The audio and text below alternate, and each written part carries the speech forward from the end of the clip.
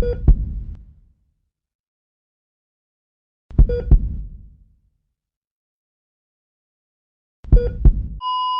was straight-lined. I mean, totally straight-lined, out of my body, dead for an hour and a half.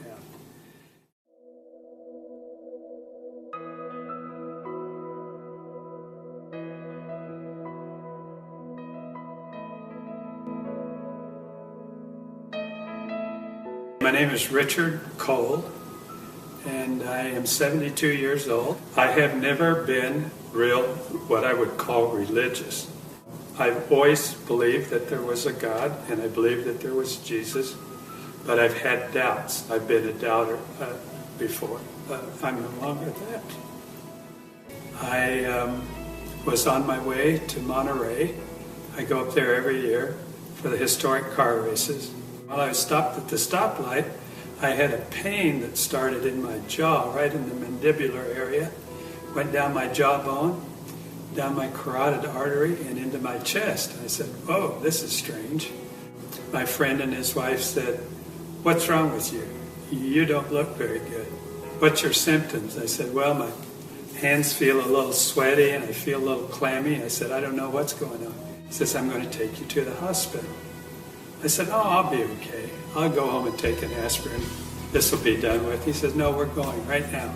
My blood pressure was extremely high, and they gave me a couple of shots right away to try and get my blood pressure down. The doctor, a friend of mine, says, "You have a serious problem." I said, "Oh, really?" And he says, "Yes." He says, "You have an aneurysm, but what's worse, it's split, and I think you're bleeding internally." So the anesthesiologist put the IV in.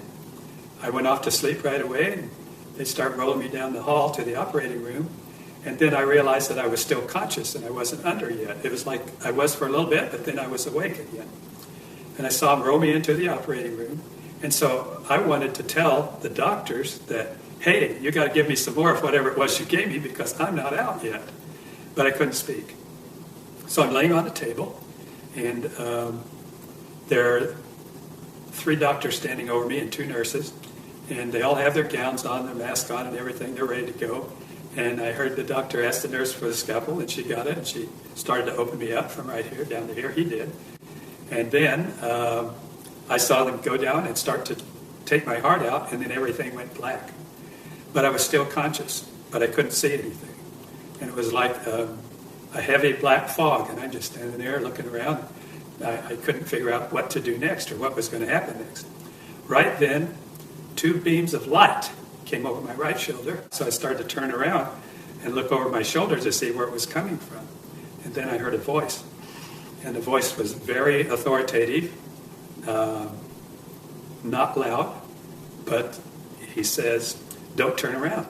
And I'm thinking, well, why not? And he says, "Don't turn around because if you see my face, you'll have to stay here." And he says, "Now, that'll be okay if you stay here, but I have a job for you. And if you disobey me, I won't be happy." And he says, "You don't want to see me unhappy." So I said, "Yeah, well, okay. I better pay attention and do what he says." And then I said, "I know who you are." He said, "Oh, you do?" And I said, "Yeah." The next thing that happened is he said, "Do you have any more questions before you leave?" I said, I said, I got to think about this. And I thought, I was thinking really hard, what am I going to ask God? Couldn't think of anything. I wanted to be really smart enough to ask him something very pertinent. And so I said, well, I'm going to have to revert to an old cliche. What's the meaning of life? And he starts laughing again. I said, what's so funny now? And he says, well, I don't know why, but a lot of people ask me that question. And it's really real simple. But I tell you what, when you come back, we'll sit down. You can ask me all the questions that you ever will have. I'll answer for you. So I said, okay. He says, okay, it's time for you to go back. And I turned around.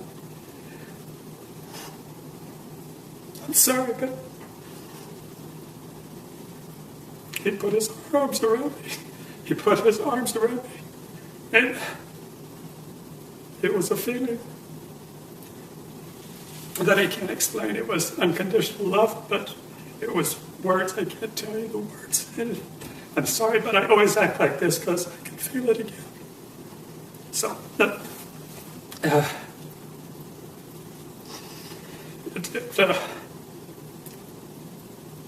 it changed my life. And the next thing I heard was the nurse was saying, I think he's ready to come out of it. His temperature's at 90 degrees. 9 days later, I was discharged from the hospital. First thing I wanted to do was go out and tell everybody I knew what happened to me. But I'll have to tell you that my life has changed completely. I'm no longer afraid of death. All the problems that I thought were problems are all gone. I don't have any problems. I don't have anything that gets me down. And so then I asked him what the meaning of life was. He says, oh, that's easy. It's all about love. That was the perfect answer. So I got that message right away.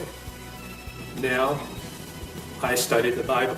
And it's taken me a long time. I've been doing it for 6 years. I was baptized recently. People ask me questions about that. Well, why are you getting baptized now? And I said, because it's the right time. You know, I don't know what else to tell them. I don't believe that you have to be baptized to go to heaven, but I know one thing. I want to follow what Jesus did. He set an example. I want to, so I did.